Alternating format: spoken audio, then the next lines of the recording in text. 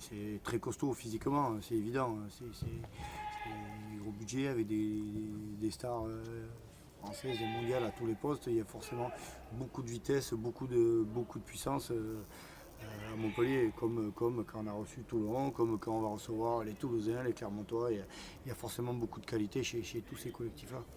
On va essayer de ne pas les laisser avancer, on va essayer de les déplacer, de bien jouer au rugby. On sait que ça va être dur, mais on a besoin de gagner. On sait que voilà, on n'a pas envie d'une deuxième défaite en 3 matchs ici à Armandie, et on sait que ça va être très dur. On l'a préparé comme tous les matchs. Les Montpelliérains, si on les regarde jouer, si on les laisse avancer, si on laisse des espaces à Nadolo, si on laisse des espaces à Crouden, ça va être compliqué.